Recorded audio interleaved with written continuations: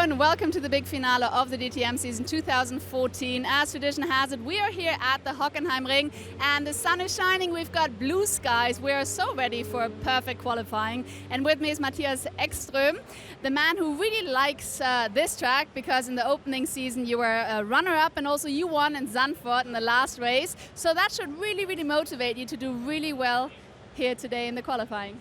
Yeah, I mean, it's always nice to come to Hockenheim. I had a lot of success here over the years and I like the track, and with this weather and also with a lot of fans, you can't ask for more. So look forward to have a clean qualifying and hope to be ending up front. And also it's really important because you're still fighting not for the title, because we know that's already gone, but for runner-up. Yeah, I mean, P1 is not possible in the championship, but P2 is, so we will fight our very maximum to try and get that. All right, well, best of luck. Thank you so much. And now let's go on board with a man who's having his home race here this weekend, Timo Glock. Put your hands on the wheel.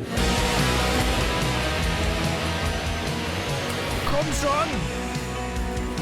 Hello, I'm Timo Glock and we are already again here in Hockenheim for the last race of the DTM season.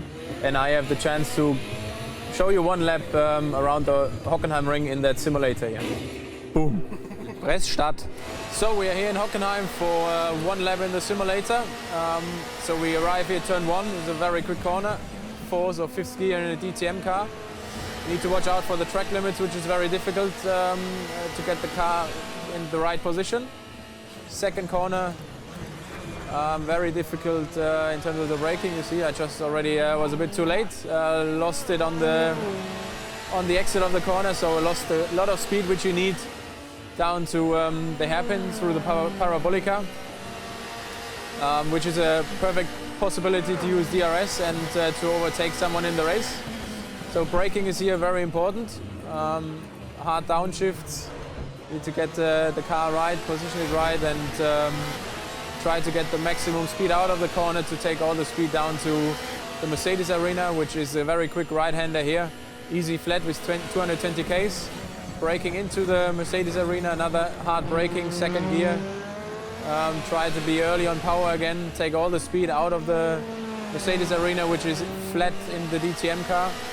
Into the stadium, another quick corner, 5th gear, or even 4th, depends on. Here we do it in 4th. Then to the Sachs corner, 2nd gear, very difficult in a DTM car to get the car right. Totally different line to Formula 1.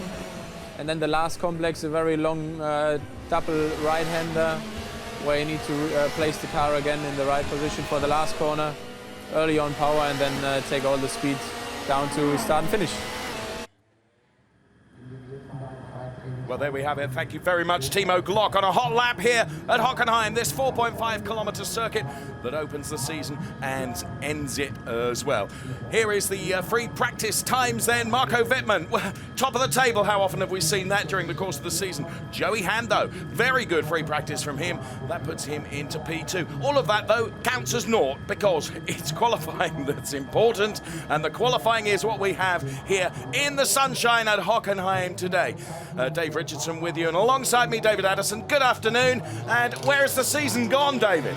Doesn't seem 5 minutes ago that the teams arrived here for the opening round of the championship, and there are all the question marks as to whether or not any of these young guns were going to be able to mix it with the old guard. And here we are with Marco Wittmann after an extraordinary season.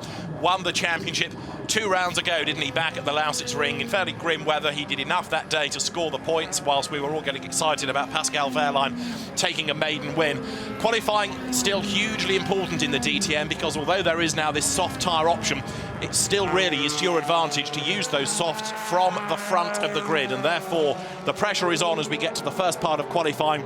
This, I say it every time, is the bit that's really about not being slow. You don't need to set a great time, you just need to make sure you're not in that drop zone and get through into the second round of qualifying. And as we have seen during the course of the season, the margin between being in and being out is tenths, hundredths, thousandths of seconds. Absolutely right. And this is where the teams in the pit lane sort of come into their own because they've worked through a limited amount of track time, 2 free practice sessions, to try to find that 1,000th of a second to give their guy a better position on the grid, which hopefully then when you get to the race and the team strategy comes into play, will stand them in good stead. Marco Wittmann wanting to end the season with another win, but of course he's nothing else to prove. He's won the championship. It's been an amazing season because there is a BMW driver who has done things in his car that the other BMW drivers across the different teams have not been able to. How often have we looked at qualifying times? There's been this one lone flag waver for BMW up at the pointy end, namely Marco Wittmann, and all the other BMWs quite a long way back. You're absolutely right. And of course, psychologically, even though Marco has won it, there is no better feeling than actually taking the championship and taking the final race with a win as well. So that, you know, in his own right, he deserves to be up there on that podium, doesn't he?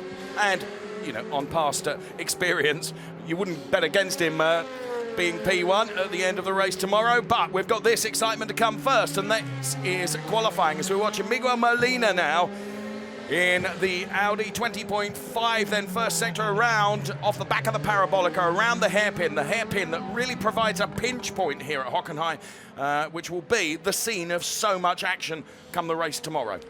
Understandably, of course, everyone's first flying lap sector times will look good, but he's already been bested by Scheider and Tomczyk, Timo Scheider and Martin Tomczyk within that first sector. Cars working their way on the new short version of Hockenheim through the Mercedes tribune and then down towards the old stadium section of the circuit. So Miguel Molina will do the gun time. What you're looking at is something in the 32s, because that was what Adrian Tombe did as a qualifying time here at the start of the year.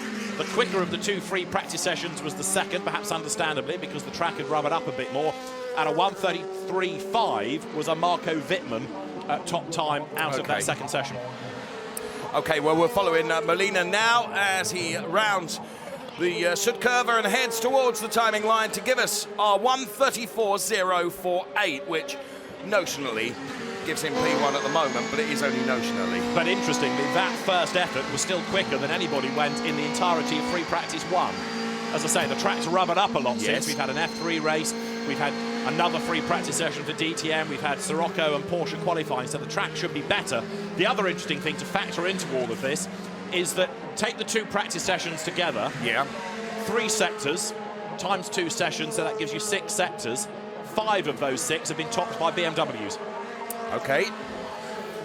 You can take the hood off your anorak now, as he's been going through the figures, as you can tell. Marco Wittmann, whoa, there's no surprise, 1:33.722. He immediately puts that BMW at the top of the chart. As we look at Paul di Resta now, who I think, barring some bad luck, David, over the last couple of rounds, Paul di Resta has come good, hasn't he? The talent has always been there, it's just that the car has not been willing. We know that Mercedes has had a troubled season, but Paul di Resta can still deliver. Remember, DTM champion before he went to Formula 1 and has come back to DTM and has found it tough, but all the Mercedes drivers have found it tough. He goes quickest, a 1:33.442, but it's really the times in Q3 that we need to jump up and down about, because that's where they should be in the 32s. Matthias Ekström here is not yet in. He's the first of those drivers outside the top 18. Remember, 18 go into Q2, and Eki crosses the timing line, and he goes 4th fastest. That'll do, thank you very much. He's in. It was Matthias Ekström that gave us the onboard lap at Zandvoort. And just as he was talking us through that lap, and what's great about Matthias, he's such a character, isn't he? Yeah. And this corner you take flat. Great line. He's Welsh, is he? Timo Scheider now, as he crosses the timing line to go P7. Okay, got really excited about that. 1:33.442 is the fastest so far. That comes from Paul di Resta, as we're looking at Gary Paffett now with a sideways moment. Well corrected there. And he's not yet in either. Paffett is 21st, so you can see why he's got to try hard.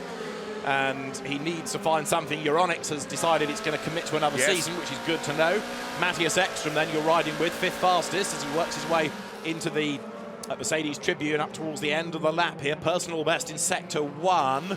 And it is a 1,000th of a second down on what Paul di Resta did, and it is 2,000ths down on the best of anybody in sector 1. So this from Ekström should be good enough as a prediction to get him into the top 3. Okay, we've got 7 minutes remaining of this first part of qualifying for DTM, the final round here at Hockenheim in the sunshine. And we ride on board with Eki right now. So Matthias Ekström then, who could still be at P2 in the championship. As he heads towards the timing line, what's he going to deliver here? Well, a 1:33.461 P2. Into the top three then, as Joey Hand has his door reconnected to the BMW. And why it was off is a moot point. But anyway, the team goes to work and reassembles the car. And the Racing Bart Manpei team then have the car in the garage so they can do some work. Joey Hand has not yet done a lap time. So this is significant because he's running out of options, running out of time, 6 more minutes, knock out, let's say 2 minutes for an out lap.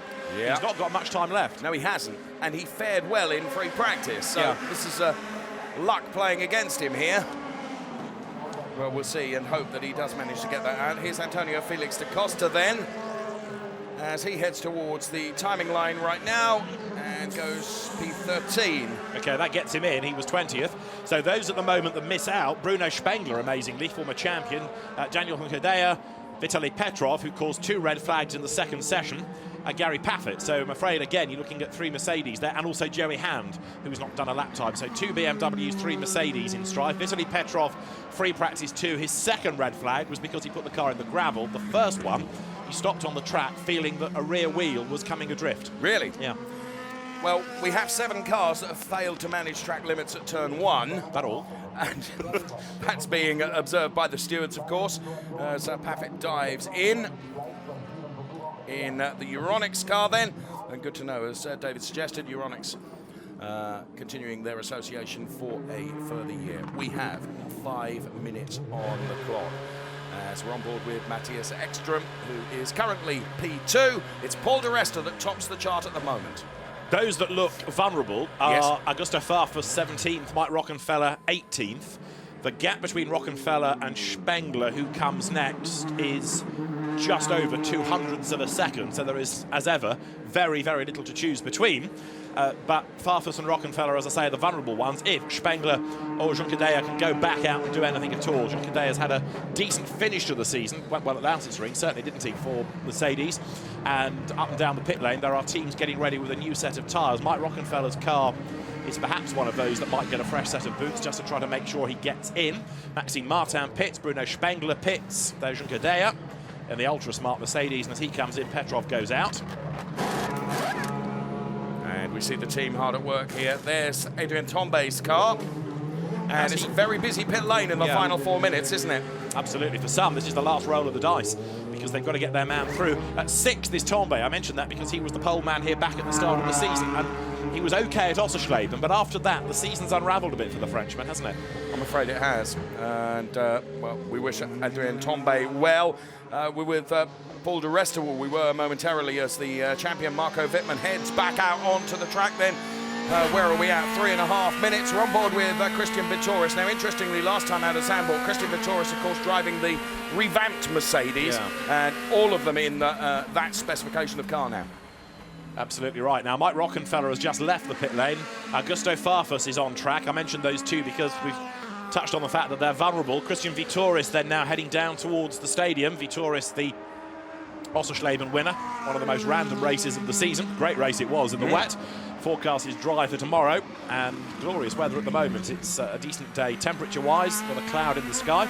Way wide goes Vitoris, so much for track limits there. Yes, weather conditions absolutely perfect, and I must say also, big crowd here enjoying the qualifying day. Yeah, good Saturday crowd. Personal best in Sector 1 for Vitoris then as he comes up towards the timing line, and that ultimately is a slower lap time, but it's only a slower lap time by 23 thousandths of a second compared to his earlier best. So again, shows you how tight the times are, because you've got to be so good to find any real difference now. Over the timing line, I'm looking to see if anybody else is in a hurry. We're getting any improved sectors. Yes, Pascal Wehrlein, third fastest. He's just done a personal best. Here he is in Sector 1. So the Guix Mercedes, Pascal Wehrlein needs to find 2/10 to get himself up to the very top of the times, but he's now done an absolute best in the middle sector. And Wehrlein, having had that win at Lausitzring, knows he can do this. And of course, he's buoyed with confidence following that win. Not only that, of course, his future looking very assured, isn't it? He's picked up that Formula One reserve driver opportunity. So Pascal Wehrlein very much on a high at the moment. He was P4 as he crosses the timing line. Where's he going to go now? P1 for Pascal Wehrlein. And he dropped to fourth because Jamie Green had just got himself up to third. Green gets pushed back to fourth, and we've also just had now the Audi of Nico Müller improve up to fifth. So it's Wehrlein, Di Resta, Ekstrom, Green, Müller, Molina, Wittmann, Farfus, Tombe, Mortara, the top 10. Rockenfeller is now 18th. And that means that Spengler, Juncker, Petrov, Paffett and Hand, who is back on track, are those that miss out. Well, there is Paffett, and he's done personal best, sector 1, sector 2. He heads towards the timing line now, and Gary Paffett goes 5th fastest. So he's in, and that means that Rocky is out. Mike Rockenfeller is circulating. Timo Glock's coming up to the timing line. As you look at the BMW of Bruno Spengler then, Spengler is 20th. Now Miguel Molina has just done the absolute best in sector 1. Spengler is going to start his last lap. Now there's less than a lap time left as he goes 7th fastest. Bruno Spengler is back in. That puts Tomczyk, his teammate, out.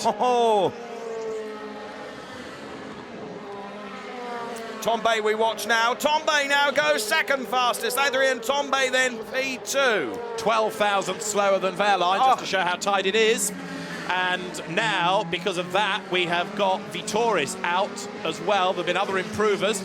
Spengler's down to 13th all of a sudden, but Vitoris, Tomczyk, Rockenfeller, Petrov and Hand are those that miss out. Rockenfeller has got across the line, he's back in, he's 11th, so Glock gets bumped out now. And it changes every time someone crosses the timing line. Will it change this time with Miguel Molina, who was P16? Miguel Molina now goes to the top with a 1:33.190. That shuffles those that are in. It puts Farfus on the bubble because he now is 18th fastest. Joey Hand has just got onto his 1 flying lap of the session because the flag is out. We've got to the end of Q1. Here is Timo Glock, who is 19th, so he's the first casualty. He was down in sector 1. He did a personal best in sector 2, but I'm not convinced that this is going to be much of an improvement, but really, as long as he can find a 10th, he should get himself back in. A 33.697 to beat, that's Farfus. If he can get ahead of the other BMW driver, he's in, and he comes up to the timing line, and Timo Glock goes through, and he ends up 19th. He was slower than he had been by just under a 10th. So Timo Glock then, and you can see the back end step out there, that cost him just a tiny amount of time, and we are talking about tiny amounts, aren't we, the difference, the margins. Yeah. It's thousandths of a second up and down the order. Mike Rockenfeller back in, we'd said. There is Martin Tomczyk, he's 21st, but 2 personal bests. If he gets in, it'll be at the expense of Farfus, who I think has mistimed this. Farfus is on what you might call a start-up lap, but he can't afford to be because the flag's out. So Farfus, I reckon, is going to be a casualty because Tomczyk here looks pretty racy. He has got to beat a 33.697 to get in, and Tomczyk goes across the line, does a 33.8, and that is a personal best, but it's not good enough. That preserves Farfus, and Joey Hand has gone 21st, but little good does it do him, I'm afraid, because that's the wrong side of 18th, and therefore he's out. Well, I blew the cobwebs away, didn't it? It did rather. It did rather, and that's what's so exciting about DTM qualifying, isn't it? Because the margins are just so close. Every second it's changing. And actually, Q1 and Q2 are often the better parts, yes, because you know you're 8 when you get to Q3, and it's just a case of seeing how the lap times slot in. But these two with casualties are always dramatic, and this, Dave, is how we look at the end of Q1. Molina then tops with a 1:33.190. Then it was Pascal Wehrlein P2. Tombe, Green, Scheider, Di Resta, Ekstrom, Wittmann, Rockenfeller, and Eduardo Mortara rounding out the top 10 with P11, Maxime Martin, and P12, Antonio Felix da Costa.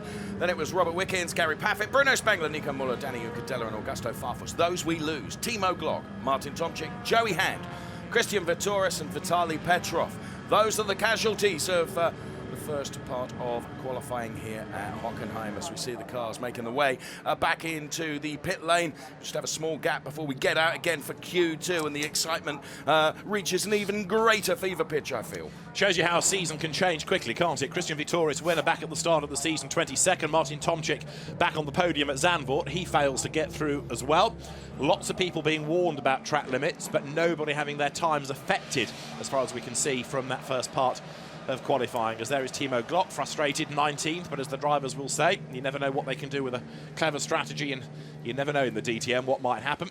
certainly Zandvoort was dramatic. Lausitzring had its moments, didn't it? And the Ossersleben wet race was another. But around here, wide circuit, as a modern Formula One venue has to be, there are overtaking opportunities, and it should be a good race tomorrow as a frustrated Martin Tomczyk arrives. Off comes the door, and the team push the M4 DTM back into the garage. The M Performance Zubehör M4 DTM goes to the garage, and it has been a difficult season for Schnitzer on both cars. It's not been the kind of stellar season you expect from the Schnitzer team, really. No. Now, Joey Hand will feel hard done by, really, because his whole session was compromised by that door, which seemingly wouldn't go back on properly. I think there was something more than that. I think they needed to get the car into the garage because it was there for 10 minutes. I think that was more than just the door, because we saw them reconnect the door as though they were going to send the car out, and then it ended up in the garage. I think there was something else that was a problem there, but we'll find out post-session, no doubt. So those that we lose, Vitaly Petrov, it's not been his day, has it? The Russian driver, at least returning to a circuit at which he has raced before in the DTM, back from the start of the season. He's out, and Christian Vitoris, also a casualty. Let's hear from him with Verena. Christian, obviously you look very, very disappointed. The last qualifying of the season and P22, that must be very frustrating. Yeah, it is. We had a difficult morning with a few problems, and it looks like that we had the same or similar problems in the qualifying, and yeah, difficult start to the weekend, but obviously tomorrow is the race and we try to do our best there. Obviously there are some chances, some opportunities here to take over or to overtake, because you're still fighting for the second position in championship. Yeah, of course. I mean, the target is to score as many points as we can. Obviously from the back of the grid it will be difficult, but we try our best. All right, thank you, Christian. Back to you guys. Verena, thank you very much. So, downbeat Christian Vitoris, who will do his best, of course, in the race. There's no question about that. And be disappointed. And it was interesting to note that he felt he had issues in free practice, David, and those issues hadn't been overcome, had they, for qualifying? Exactly. There's not that much turnaround time. And, of course, for the teams, the new format for this year, with only the rollout on Friday, it doesn't give you much track time on Saturday itself. Now, as you look at Timo Glock, 19th, news comes that under investigation at the end of Q1 is Daniel Juncker-Deyer. Right. Well, whilst David consults the Oracle to find out the article that relates to him being under investigation, we continue to look at the images then from qualifying, and a great heli shot then of the Hockenheim circuit here.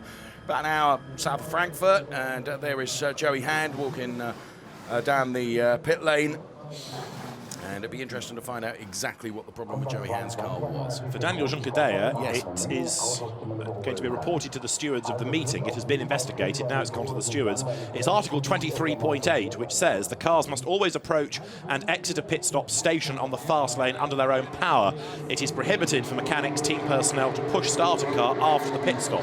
It is prohibited to pass a car which blocks the fast lane momentarily, e.g. to be pushed into the pits by team members by using the working lane. So it's a pit infringement, effectively, which the stewards will have a look at. Whether anything comes of that, we'll keep you posted. So we see the Maxime Martin car to the left of your screen, and the Marco Wittmann championship winning car is the one that occupies the picture there. Martin Tomczyk is another man that I feel sure will be disappointed Verena has managed to find him in the pit lane. Yes, I'm here with Martin, and you must be really frustrated as well. I mean, P20 is just not very pleasing, but what were you struggling with? Honestly, I don't know. And honestly, no one can tell me so far. So it's DTM as its best, as it was the whole year for me. Zandvoort was top on position 3. Now I'm again 20th. I mean, I think it's a good time to start the winter break after this weekend. All right, clear words from you. Thank you very much, and back to you. Thank you, Verena. So, winter break, and Martin looking forward to that as we put the time back on the top of the screen and we get Q2 underway. So now it is about being fast. You cannot afford just to get through. This is where it really ramps up as the outgoing champion, Mike Rockenfeller, who's not had a great season, makes his way out on track. The best that he's had, a couple of second places, but no victories. 3 career wins, but he was on pole last time out at Zandvoort in a race that unravelled for him. So he's got the pace, but it's not quite been his season. As Torbay and Ekstrom and Paffett work their way into the Mercedes Tribune. Adrian Tombe, former single-seater racer, son of Patrick Tombe, who had his first ever Grand Prix win here in 1982 on the old Hockenheim when he was a Ferrari driver. He'd taken over the seat after the death of his very close friend Gilles Villeneuve, and it was a hugely emotional victory for Patrick Tombe, especially as Didier Pironi, his teammate, had been badly injured in practice earlier on in the weekend. So Hockenheim is a place with special, poignant memories for the Tombe family, and it was here, as I say, that Adrian was on pole position for the first round of the championship. We saw Toto Wolff then from Mercedes looking on then as this part of qualifying gets underway. We're following Adrian Tombe now, and I just wonder, David, with 9.5 minutes left on the board, whether Adrian really does need a very, very good result both today and tomorrow to perhaps secure his future. French driver, France, big country, big market for Audi, so it'll be interesting. But yeah, I mean, he's no rookie in the DTM anymore, is he? So you expect the results to come. They should be coming. And a bit of a wobble there going into the approach to the Parabolica will spoil this lap. Inevitably, this is going to be one to write off because the time is lost. Even though he's just done a purple first sector, that's because he's the first man on a flying lap. So read a little into that. Straight away, Ekstrom is going to be quick, and Gary Paffett is even faster. They've both gone 6/10 faster within the first sector alone. There's the wobble. Yes, there it is in replay for you. And that, as you quite rightly said, compromised that lap. That will count as naught now. On board with Pascal Wehrlein then, who's done a 20.378 in the first sector. We ride on board with him now around the hairpin. Power down now as he unleashes the DTM car down towards turn 7 and then into the Mercedes arena. He's got the track to himself. What Wehrlein has done here is by clear track position. Of course, you want to be out first or you want to be out last. You don't really want to be in traffic. You might sometimes benefit from a tow, but it's unlikely. You really want the road to yourself. And so Pascal Wehrlein has done just that. Personal best and an absolute best, but it's so early in the session. What do you read into these times? It'll be a banker lap, if nothing else. We're looking at 8 cars, of course. It's the top 8 that progress now. So we stay with Pascal Wehrlein. And the Guix livery then on that car, 20.378 for the first sector, 44.1 for the second sector as he is about to cross the timing line, runs just a little bit wide. Of course, notionally he goes P1, but we still have 7.5 minutes remaining in this session. So at the moment, as the graphics indicate on the left-hand side of your screen, it's Wehrlein, then it's Maxime Martin, Gary Paffett P3, Ekstrom Mortara Tombe. Here comes Augusto Farfus, who is normally one of the more spectacular drivers. I confess to being a Farfus fan, and this car, for my money, also has a great livery to it. So it draws attention to itself in lots of ways, and especially that he's just gone second fastest. The Brazilian, who's been a mainstay of BMWs for many, many seasons now, but came into touring car racing as an Alfa Romeo driver after his single-seater career. He's gone second. Now it's third because Jamie Green has just gone top. And here, Miguel Molina, the Spanish driver, looking very good indeed. Mike Rockenfeller has gone quickest of all. And where will Molina go? Here he goes then towards the timing line. He goes P2, 133.193. Audi 123, Mercedes 4, BMW 5, which is Farfus. Audi 6, Scheider. BMW 7, Da Costa. Mercedes 8th, De Resta. But all that's going to change, I have little doubt, with 6.5 minutes to go. So those then, that with 6.5 minutes to go, that are in the drop zone, if you like, Paffett, Wittmann, Ekstrom, Muller, Juncadella, Mortara, Tombe, Martin Wicken, Spengler, but long way to go yet. So Molina then, we watch in replay. Here is Bruno Spengler in the BMW Bank livery. He just gets it a little bit wrong there. Just saw the back end step out around the Sachs turn. 3 times a winner here alone, so Spengler should know his way around. He knows all the tricks of the DTM, and this should be an improvement for him as he goes across the timing line, but only 14 fastest. I think it was around turn 12. He just seemed to get the line just a little bit wrong. Here it is in replay, David. See what I mean here. You just see the back end step out a little bit because he's run wide. Maybe you can put that down to cold tyres, just pushing a little bit too hard, yeah. And again, it doesn't look very much, does it? But when you break it down to thousandth of a second, which is the margin, you understand why he loses out. In the RMG BMW garage, in the pit bunker there, the engineers look on, and Marco Wittmann is, for the moment, only 12th, so he would miss the cut. This is Robert Wickens now, with the Freeman's Mercedes heading up towards the timing line now. Robert Wickens. We have under 5 minutes left to run. So we're at the top with Mike Rockenfeller, then it's Molina, then it's Green. So it's 3 Audis, then a Mercedes with Pascal Wehrlein. Before it's a BMW, Augusto Farfus. Timo Scheider then, and Antonio Felix da Costa. And rounding out the Paul de Resta is the next in line. And then you can see from the graphics the red indication, those that are on the bubble or indeed well in that bottom half, which means they would be disappearing from this part of qualifying. So we follow Robert Wickens at 20.378 through the first sector. Around the hairpin he goes. It's a reasonable exit. I'm not sure that the turn into the hairpin was exactly right, but we will see when we get the sector 2 time. So Robert Wickens in the Mercedes-Benz. Put the Rocky time then at the top of the graphic for you, and 44.1 in sector 2 for Robert Wickens, so down on the Mike Rockenfeller time, but still personal best for Robert Wickens in sector 1 and sector 2. We follow him around the Saxa curve, turn the little 13-14 before we're into the Sud curve then for Robert Wickens. Turn 15, 16, and heads towards the all-important timing line to find out what sort of time Robert Wickens is going to post. It's going to be P9. Which means that he does right not on the line. progress. Yeah, absolutely. And he's missed out by under a tenth of a second. Again, we're talking hundreds and thousands as the margin. 3 more minutes to go. Marco Wittmann has just left the pit lane. Right. I mention him specifically because he is currently 13th fastest. And Wittmann has been in the top 8 in every qualifying session we've had this year. He has not missed out on being in Q3 at a single round. Is that going to change for the grand final here at Hockenheim? We'll wait and see. We'll know in just under 3 minutes' time.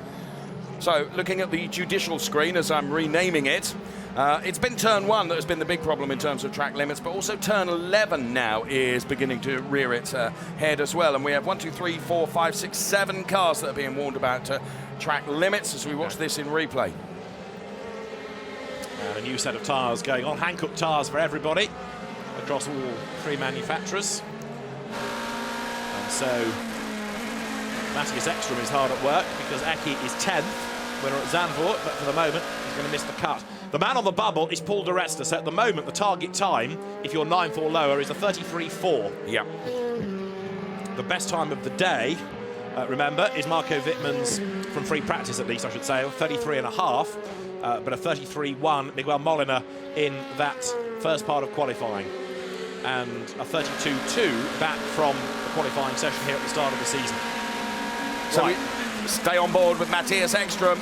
Now heavy braking, turn in. Look at the man at work there inside the Audi. Eyes full of focus and full of concentration as Matthias Ekstrom does everything he can. Personal best sector 1, just about 2/10 down on the absolute best. So it might get him in the 8, but it may not keep him there.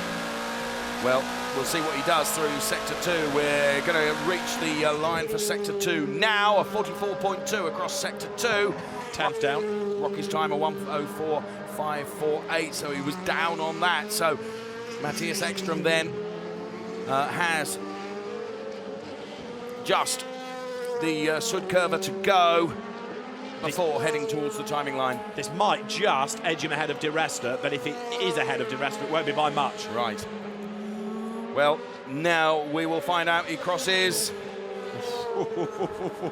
You were absolutely right, weren't you? By 62,000th of a second, he's in for now. That's the smallest margin within which you've been right. Brilliant. Edo Mortara now. But you see, if he goes any quicker than Ekstrom's 33.4, Ekstrom's back to ground zero again. He's going to do it all over again. And at the moment, Mortara has done 2 personal bests. His first sector was 2/10 down. His second sector was a little bit slower than it needed to be as well. 9th, not enough. No. Cool. And he's missed out on Ekstrom's time by 13,000th of a second. Marco Wittmann now. We have 14, 13, 12 seconds. Is he going to cross the timing line? Is he going to be able to get another lap in? Yes, he is, and he's going to need it, truthfully. because he only improved 1 place up to P15. This is the lap that Marco Wittmann has got to deliver, David. This has got to go purple across the screen, not just green for personal best. It's got to light up like a Christmas tree now to prove that the pace is here. So Marco Wittmann is staring at missing out for the first time all season as far as progressing to Q3 is concerned. Adrian Tombay, pole here back at the start of the year, back in May, and now he is 12th fastest. He's done a personal best in Sector 1, but he's lost out by 3/10 in Sector 2. If he were to find 3/10 back over the course of a lap, he might get himself in, but I'm not convinced this will happen for Tombay. The flag is out, so this is the last chance saloon for Adrian Tombay as he comes up to the timing line to take the checkered flag. It goes across the line. He's 11th fastest, and Wittmann has not improved in the first sector. Oh, this is crucial for Marco Wittmann as we watch Maxime Martin now. Personal best, Sector 1 and Sector 2, David. Looking good for him then, this, but is it enough? You see, it can be an improved lap time, but he's got to get himself up into the top 8 somehow, and he's gone now across the line. And 14th fastest, he lost out in the last sector. I've not told you that Ekstrom had gone 3rd, so that keeps him looking a bit more safe, and it's Da Costa who is 8th on the bubble. Here's Eduardo Mortara then. He was P9. He now goes P8, so now Edo Mortara is just above the line. And Da Costa had just taken the flag ahead of him, so Da Costa is out. But this is the crucial one. Marco Wittmann had a poor Sector 1. He's got traffic now, hasn't he? He was Sector 2, personal best. Is this going to be enough for Wittmann? I don't think it is. No! Yeah. He lost a 10th in the first sector, another 2 tenths in the middle sector, add it all up, and he ends up 13th. So, yeah, for the first time all season, he misses out on Q3. And here in replay then, around the hairpin.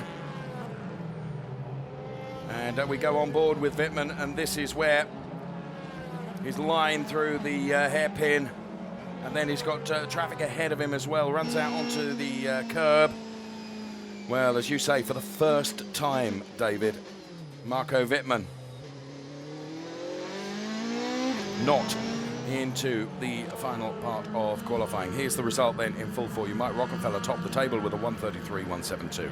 P2 was Molina, P3 Matthias Ekstrom, P4 Jamie Green, Pascal Wehrlein P5, Augusto Farfus P6 with Scheider and Mortara P7 and P8. That means we lose Antonio Felix da Costa, Paul di Resta, Adrien Tombay, Robert Wickens, Marco Wittmann, Bruno Spengler, Maxime Martin, Gary Paffett, Danny Juncadella and Nico Müller. And there is Gary Paffett. As he has done so many times this season, it has to be said, he walks down the pit lane having probably not achieved anything like what he would like to. So Gary Paffett then, we can see there on his way down the pit lane. And another great heli shot of this fantastic Hockenheim circuit. And there, what a shot of that parabolica and up to the hairpin. Here's confirmation of those going out then. Antonio Felix da Costa, Paul di Resta, Adrien Tombay, Robert Wickens, Marco Wittmann, Bruno Spengler, Maxime Martin, Gary Paffett, the man we just saw, Danny Juncadella and Nico Müller as well. All of those are out. So that means that for the final part of qualifying, you will have 1 Mercedes, 1 BMW and 6 Audis. Right. And that means that it is Augusto Farfus upholding BMW honour, having thus far got himself to 6th in Q2. And Pascal Wehrlein, Lausitz Ring winner, upholding the honour of Mercedes. He was 5th in Q2. The best that we've had as a race result from Farfus was 2nd place. In fact, he's had a 2nd place this year.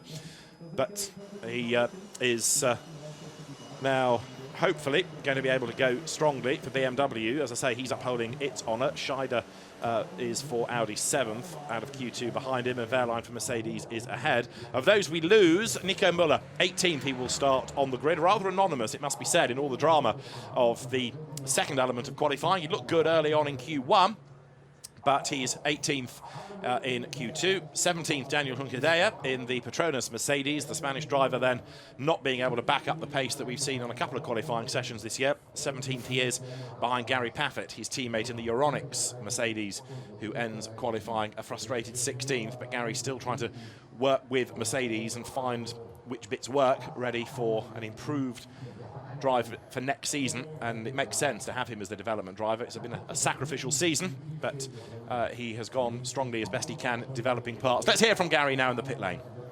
Gary, P16 is just not working really well. Are you kind of glad it's almost over and next year you can start from scratch? Yes and no. Obviously, it's been a tough season and it continues to be tough, so it is difficult for us. But you know, we just have to keep trying to improve, trying to go forwards. The gaps are very small at the moment, so we wouldn't need too much to go a lot further forward. But you know, we're just at the back end of the good times, and we've got a lot of work to do. I mean, there's some new bits on the car, and it takes time to get the most out of them. So yeah, hopefully, we're hoping next year's going to be a lot better. All right, crossing my fingers. Thank you, Gary. Back to you. Thanks, Verena. And Gary always tells it the way it is, doesn't he? And to be fair, you know, as an analyst, he will be giving that feedback back all the time, and he is the best possible person, isn't he, to be sending that data back and that feedback back to the engineers so that they can, as he suggests, maximise everything out of what they're doing to those cars. But he does make a fair point, David. The margins are minuscule. And that's why they're working hard with these development parts in order to find tiny little wing end plates, for example, tiny little aero tweaks that will give you another couple of thousands, because that could be a place on the grid. Yes.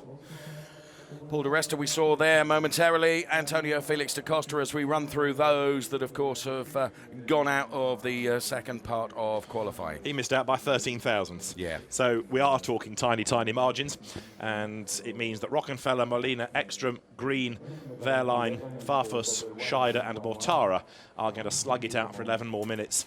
So who's your tip for pole position then? Oh, I'm not going to get into that. Come on. As we see the end Marco, of the season. We see Marco Wittmann now. And this is difficult for Marco, isn't it? Having been so strong in qualifying during the course of the season. And, of course, he is the champion, and he's not going through to the final part in the final race at Hockenheim for this qualifying. So, you know, his position on the grid is compromised. It's going to be interesting to see how he races from there, isn't he? Because normally he's been within the first 4 rows of the grid. But now he's going to have a bit more work to do. You nominate whether you're starting on the soft or the harder tyre after qualifying, so you know where you are on the grid. There's less of a lottery in this, but I'll be interested now to see what they do, what tyres they start him on. Strategy. Well, the forecast for weather is strong, isn't it? It's good. Hockenheim is a circuit with lots of runoff, unlike Zandvoort, where we saw 4 safety cars in a hugely dramatic race. You wouldn't expect that here at Hockenheim, for example, would you? So, you know, the strategy, as we see Bernd Schneider there just at the back of the picture looking on from one of the Mercedes garages there at the Pascal Wehrlein car. Yeah, I think it's going to be interesting where they pitch the strategy, isn't it? Absolutely right. And for Pascal Wehrlein, he's in that top 8, so he's going to be strong. Matthias Ekstrom coming here on the back of the Zandvoort win, proving to people that he can still do it. He's not lost his touch. And Bruno Spengler's another frustrated driver, but Verena has caught up with him. Yeah, I'm here with Bruno. Bruno, P14 certainly is frustrating, but is it also a team problem, or what's the problem? No, I mean, it's always easy to blame the team, but I don't think it's a team problem. I just think today was a bit of a hard day for us for whatever reason. BMW had a great season, you know, in general, so you can't be on top all the time. So I think the achievement that has been done from BMW this year is already amazing. We have to analyze tonight what the problems were, and try and get ready for tomorrow and get maximum points for the brand. You know, we still have 1 championship to get. It looks tough with the positions we have. From my point of view, this season in qualifying, we have struggled just to find pace in general. I was never really happy with my car in qualifying more or less 80% of the races this year. So if you're not happy with your car, you know, you can't do anything. You know, you can try anything you want on your driving style. There's nothing really you can do. I did my best today, and it wasn't any possible to do better than P14. But, you know, tomorrow is a new day, and I'll try and push and score maximum points I can. Thank you very much, Bruno. And let me just be really rude and grab Marco just for 1 second since we're live. I'm so sorry. Marco, just quickly, I'm really sorry. You did so well in qualifying this year. I mean, absolutely amazing. You are the champion. Everything's looking so good. And then for the first time in this season, you didn't make it into the last session. How does that feel? Well, of course, not so happy as the races before, but I mean, so far we had always such a great qualifying performance. For me, it was clear that it's not always going to happen this for a long period. Today was not our day, especially on my quick lap. Pascal Wehrlein was in my way. He was on his in lap and blocked me. Normally the drivers leave space, especially if you're in the in lap and not on your fast lap. You should do it. He didn't. And we need to see what the race director says. For me, it was not fine, because otherwise I could have done for sure a few positions more in front. But you can fight really hard tomorrow.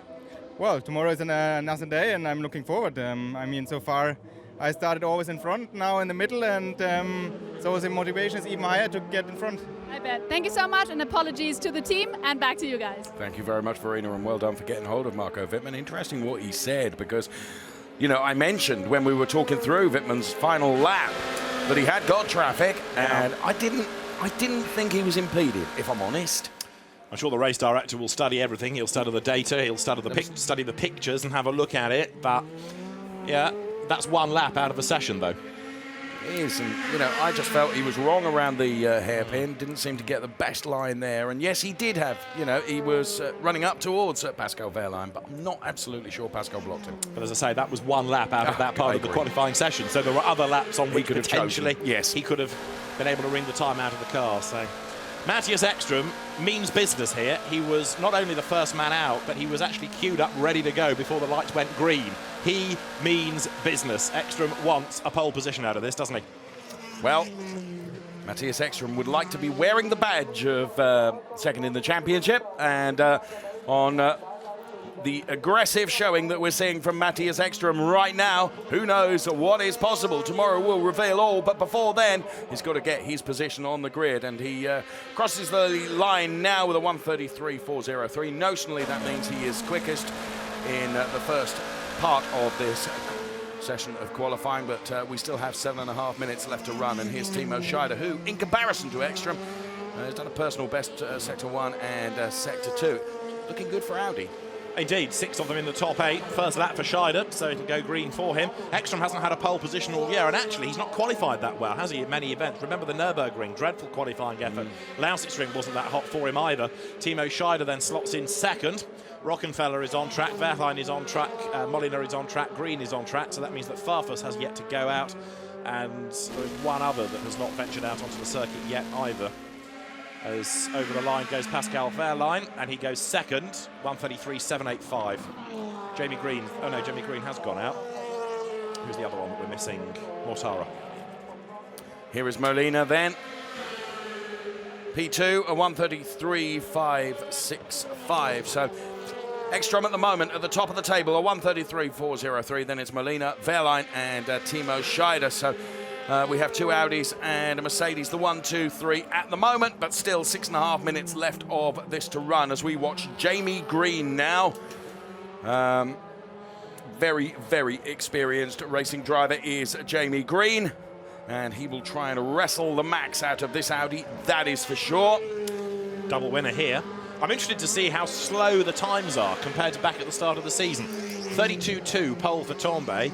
33.4 opening salvo from Ekström. I know he'll find some time, but I can't see him finding a whole second. Here is Jamie Green then, concluding his first run. So Ekström's time, a 1:33.403. Where's Jamie Green going to sit? Well, he's going to sit it right next to him. P2 with a 1:33.480 for Jamie Green. 77 thousandths down, and Augusto Farfus has just joined in, so that means there's only Mortara still to run. Mike Rockenfeller would like to go out of his title defence season with a victory, would he not? And he's well placed to be able to do it in that top 8. But yeah, Audi, 6 cars in there, but of course not a great season in terms of results, only the 1 win. Well, and I felt they had the strategy, of course, last time out, but that was absolutely ruined by the drama that ensued. So Ekström, 1:33.403. What can Mike Rockenfeller do now as he rounds the Sud Curve and heads towards the timing line? Right now, Mike Rockenfeller goes P4. Okay, that's his first effort, so now things are going to start to improve, although Moliner has pitted. Really get 2 runs, don't you? You get 2 sets of tyres, 2 proper runs. You might be able to squeeze a second lap out, which I think is what most of them are aiming for. But for the moment, Mike Rockenfeller, track position and traffic not really issues in this, because with 8 cars running, you should be able to time it absolutely spot on. And Mike Rockenfeller has got the road to himself. Moliner rejoins the session. Rocky heads up towards the end of the first sector. He's done a personal best, so Mike Rockenfeller, it's strange, isn't it? When a car's on its own, you've nothing to gauge its pace against. It looks a bit slower, but actually this is a better lap time as Ekström comes in for a second set of shoes, and then we'll see what he can do. He's the fastest already, remember, 77 thousandths up on the rest. The only person in this section of qualifying that so far got a warning is Jamie Green. Turn 1, track limits. Interesting. Okay. Farfus has yet to do a lap time. Mortara has yet to do a lap time. Here is Farfus. He's on to his first flying lap of the session. It'll go green, of course, because it's his first proper lap. But really, we need to see where he's going to slot in relative to everybody else. So the BMW, which is one of the RBM cars, racing Bart Mampé, who guided Andy Priaulx to his World Touring Car successes and European Touring Car successes as well, comes then now through Sector 1. Personal best it is. Gosh, what a surprise. But where does that put him relative to the others? He needs to be doing a 20.4. He's only 49,000th down on the absolute best in Sector 1. Right. So this is looking pretty potentially good for Farfus. Well, we will keep our eyes on Augusto Farfus indeed. Our camera stays trained on that Castrol Edge BMW as it heads around the 4.5-kilometre Hockenheim circuit here. 20.449 in the first sector. We're going to head down towards the timing line for Sector 2. And in Sector 2, David, he has done a 44.3. That means he's 2/10 down.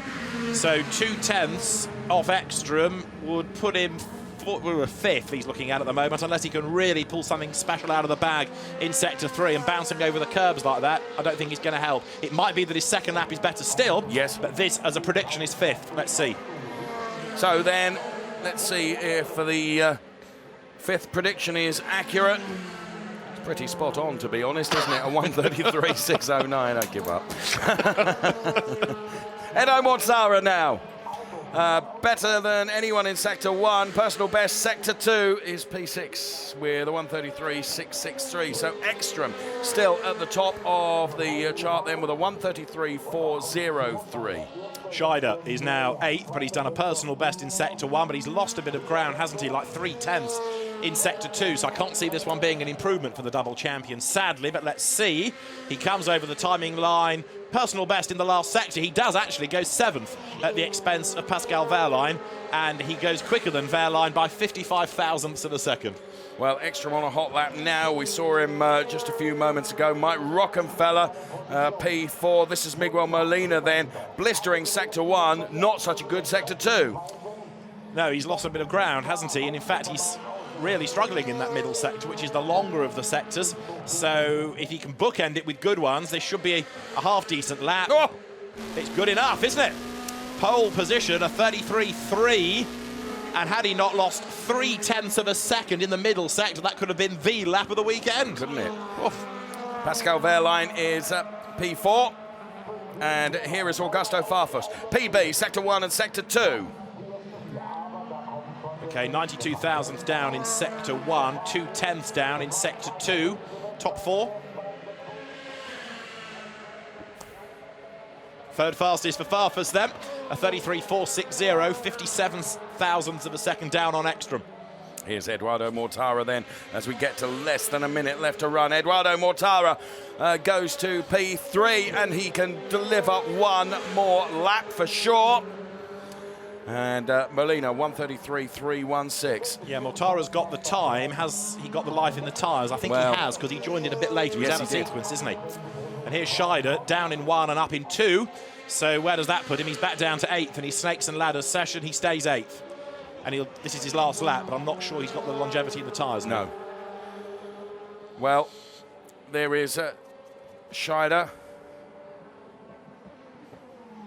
And actually, Dave, of those that have gone on to another lap, nobody is improving in the first sector. I think you've got your grid. So Molina, Ekstrom, Mortara, Farfus, Green, Wehrlein, Rockenfeller. Well, certainly we've got it. Green in the pit lane, Rockenfeller in the pit lane as well. Flag is out now. This man could, Matthias Ekstrom. Now, where is he on track? Let's see him. There he is. Done a, 20.5. 2/10 down in the first sector. Got to do supreme Sector 2 and Sector 3 then, hasn't he, to improve? Well, he does that in Sector 2. Look, 44.1. Okay, so this might narrow the margin. Needs to find a 10th, but he'd lost 2 in the first sector. So here goes. Well, we're on board with him now. Matthias Ekstrom then is trying to improve from his already good grid position of P2. Can he take P1 away from Molina as he heads around the Sud curve now towards the timing line? What can Matthias Ekstrom deliver as the checkered flag is out? Not enough. Tried, didn't he? But he's certainly on the front row. 16,000 Okay. slower. He misses out by, blimey, it's close. Miguel Molina then, third career pole, first one of the season. And it's going to be an Audi lockout. The top three, Molina, Ekstrom, Mortara, Farfus fourth, Green fifth, Wehrlein sixth, Rockenfeller seventh, and Scheider is eighth. That's one of the liveliest qualifying sessions we've had of the season, I think. Yeah, I think you're right. Well, looking good for Audi, isn't it? I think we've said that before on occasions this year, and it's proved out not necessarily to be the way. However, yes, sheer weight of numbers at the front, I think you might be onto something here. 6 out of 8, you've got to have a good chance of a podium. You've got to do something pretty badly wrong not to get a decent result out of that. Miguel Molina is a very happy man indeed. And a 1:33.316 is the pole position time. Well, conditions were absolutely perfect. It was all about getting the max out of the car, but also finding yourself in position on the track where you could take advantage. And, well, did wonder whether that was going to... Matthias Ekstrom was just going to nick pole away towards the end, but in the end, not so. P1, Miguel Molina, then it's Ekstrom P2, then Mortara P3, then Farfus Green, Wehrlein, Rockenfeller, and Timo Scheider, bringing up the rest of the top 8 from qualifying for the DTM race, the final race of the season to come tomorrow, and some pretty happy Audi faces down there, David. Yes, and understandably so, because although they have some very good drivers and very good teams, results-wise, it's not been the season they wanted. They got to the Lausitz ring still just about in with a chance of taking Matthias Ekstrom to the title. Race retirement there spelt disaster, and so they do need some more wins, I think, really to reinforce the end of the season. This is Miguel Molina then on pole position, to the delight of Hans-Jürgen Abt on the pit wall, and indeed to the delight of the man himself. The Spanish driver Miguel Molina then is on pole position for the first time this year. So yes, Hans-Jürgen Abt really looking delighted. And the order then, Molina, Ekstrom, then it will be Mortara, Farfus, Green, Wehrlein, Rockenfeller, and Scheider. Congratulated there by Wolfgang Ulrich.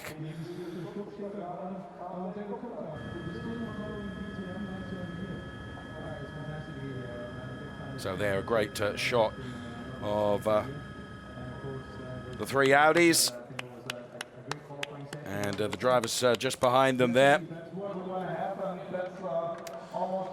I'm intrigued about Wittmann starting 13th. This is going to be interesting, isn't it? Because not only does it mean that he's away from his usual rivals, but he really is slap bang in the middle of the field, and therefore he has got, unusually for him, cars all around him at the start of the race. The tyre choice of the team is going to be critical as Wolfgang Ulrich congratulates his drivers, but Wittmann is going to be in unfamiliar surroundings for the first few corners tomorrow, and that'll be interesting to see how the new champion deals with it. So qualifying result then, as it is currently: Molina, Ekstrom, Mortara, Farfus, Green, Wehrlein, Rockenfeller, Scheider, Da Costa, Di Resta, the top 10. I say the way it is at the moment, because in the past things have changed. Yes. And whilst we're not suspecting that anything will change, just have that little caveat in there, because it has happened in the past. Matthias Ekstrom there, you can see, being congratulated. And there from a different angle. So Matthias Ekstrom from P2 tried his level best to get into the P1 position. That final throws of the qualifying session wasn't quite able to do it, but by Jiminy, he gave it everything he possibly could. There's Eduardo Mortara then. And, well, Miguel Molina with the baseball cap on now, absolutely delighted as the top 3 get themselves together there for the photographs. Well, Eki leads the cheers, and quite rightly. You're right about saying, of course, things can change after qualifying, because it was Ossersleben, wasn't it, where Molina lost that pole position. It was the technical infringement, all to do with the rear wings. And 2 millimetres, wasn't it? Yeah, exactly. And it gave Wittmann a pole position. So this is one that's perhaps been lurking in the system, as it were, for Miguel Molina. And finally, it's payback time for earlier on in the season. But for Abt, all very proud to share the Abt badge on the overalls. Miguel Molina, we can say, has his first pole position of the season. Brackets, provisional, close brackets, because we've been here before. But I think it would be very, very unlikely to find an error from the team after this. Let's go back down to the pit lane and join Verena. Yes, and I'm here with Miguel Molina, who is a very happy man in pole position, your third pole position in your DTM career. And you're fighting really hard. Feels good, doesn't it? Yes, of course. We are fighting every single lap that we are in track. So that's positive for all of us, because we are doing a hard work together, and the consistency is always important on working. So that's what we are doing. So I'm really happy to be again in pole position. I will count my fourth one because I had also Noches 11, but then I had to start from behind. So yeah, I mean, I'm really happy, and again, it's a good chance to win my first race tomorrow. Absolutely. Crossing my fingers. Have a great race tomorrow. Thank you. And there's Eduardo. May I just interrupt you? Sorry. Augusto, it's just all about you today. I'm so sorry. Edu, fantastic qualifying we saw today. P3 for you. I mean, that's looking good for tomorrow's race. Yeah, I'm one of the most happy guy here around. Looking where we were in free practice, we were completely lost. And to finish here, third position qualifying, it's already a fantastic result for us. Obviously, tomorrow is the race, and but at least, you know, from third position you can race, you can have a good result, you have all your chances available. So we will see tomorrow. Well, best of luck, thank you. And I see Eki, and he's running around here. I see him, that's a good sign. Let's see if Eki, if we can grab him. Yes, he has very good ears, he heard me. Hey, Eki, that's not so bad. I mean, P2 for the qualifying. I know you're pushing harder for pole, but everything is possible for there. Plus, it's looking really good. You have Audi all around you. Yeah, I mean, it's nice to have a car which is very good. In the end, if you have a good car, it's up to yourself to do a good job. And I made a little mistake in the first corner on the last lap, so I was pretty pleased with P2 in the end. And also for Audi, it's looking really good. We've got 6 Audi in the top 8. That's good for the manufacturer title, which is still open. Yeah, I mean, it's ain't over until it's over. Now we have at least a good starting base for tomorrow, and hope for good weather and a fair race, and may the best man win. Woohoo, all right then, back to you. Brilliant, thank you, Verena, very much. Just thinking that our Spanish TV commentator colleague Carlos is going to be absolutely delighted with the way the grid looks. And here it is, the starting grid for the race tomorrow. It's an Audi lockout on the front row with Miguel Molina and Matthias Ekström. The second row of the grid is going to be Edo Mortara, the Italian, ahead of Brazilian driver for BMW, Augusto Farfus. To the next row, we see Jamie Green, Audi. Pascal Wehrlein, Mercedes. And then, yet more Audis cometh. Mike Rockenfeller, 7th. Timo Scheider is 8th. So to P9 then for Antonio Felix da Costa in BMW and Paul di Resta, Mercedes alongside in P10. The pair of them being able to outpace Adrian Tombay, not being able to replicate his round 1 pole, but he's ahead of Canadian Robert Wickens' Mercedes. Then we see Marco Wittmann, very lowly starting position for Marco Wittmann, and he has the old campaigner Bruno Spengler on P14 beside him. Moscow winner Maxime Martin comes next, ahead of former champion Gary Paffett's Mercedes. And just behind Gary Paffett is Mercedes teammate Daniel Juncadella with Nico Müller, then P18. And then you get to those that missed out in Q1. Grumpy BMW drivers Timo Glock and Martin Tomczyk, first of all. And then we see Joey Hand and Christian Vitoris, P21, P22. And 23, Vitaly Petrov. I'm afraid the Mercedes driver is at the back of the grid. But for BMW, Augusto Farfus is flying the flag this weekend, and he's with Verena. Yes, Augusto Farfus. Finally, I get the chance to talk to you. Best BMW P4. It's not bad. You can go far from there. Yeah, I think looking for the season we had, up and downs, I think the P40 is definitely a great result. We can do well from there. So I'm sorry, I mean, to be the only BMW there. Hopefully, we wanted to have more BMWs up there. But with a good start, a good race, we can aim for a good ending. I mean, one BMW on podium is not so bad. Yeah, hopefully this BMW will be me. All right, best of luck. Thank you so much. Back to you. He's always cheerful, isn't he? Oh, he's a great guy, Augusto Farfus. He really is a good character to have in the championship. Miguel Molina is going to be now feeling the pressure when we come to tomorrow's race, because he knows he's got to convert that into a good start. Expect to see him start on the soft tyre as well and try and pull a lead early on. Yeah. But Ekstrom, I would guess, would do the same thing. It's going to be a fascinating fight between those two. There is Hans-Jürgen Abt, and of course Hans-Jürgen Abt being successful today. Christian Abt being very, very successful in GT racing this season as well. I mean, the Abt name and the boys there, all three of them, pointed to the Abt signature on the overalls, didn't they? Some fantastic team engineering, that's for sure, as we get another fabulous heli shot of this 4.5-kilometre Hockenheim circuit here, which, as you and I mentioned, a big, big crowd here for the qualifying day. Indeed, the last chance the fans have to come and see the DTM in this current season. And there may well be some shuffling of drivers for next year. We'll wait and see. But it's been a very lively qualifying session indeed, hasn't it, from Hockenheim to determine the last grid of 2014. And with the DTM song, here are some highlights.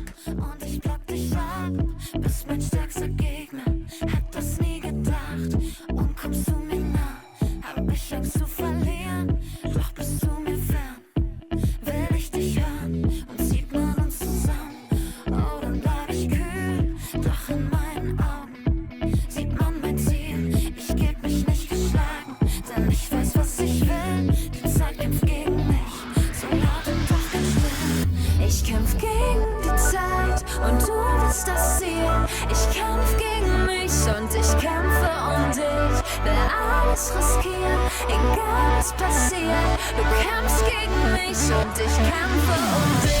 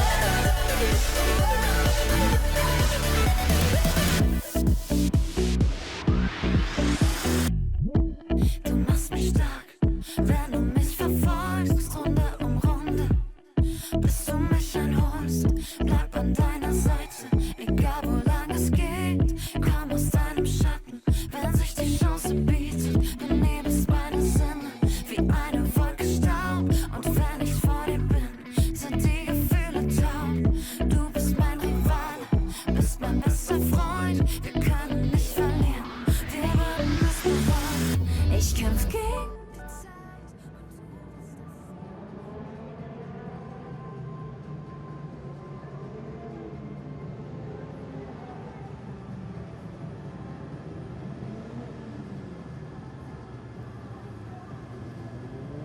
So as you can see from the graphics, the press conference to come. And as we take another fantastic heli shot of the Hockenheim circuit here, the scene is set for what will be a phenomenal end of the season for DTM 2014 with the race here tomorrow. And that a great shot through the Sachs turn, through turns 13, 14 into the Sud curve there before the start-finish straight here at Hockenheim. So press conference to come. We'll hear from the top three.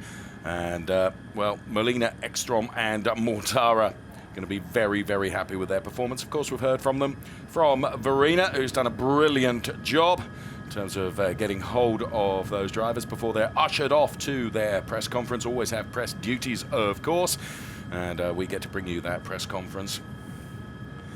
So it is Peter Reichardt that will be asking the questions in the press conference, which we cross to right now. So, ladies and gentlemen, a very warm welcome from my side to the last press conference after the 10th and final qualifying of the DTM season 2000.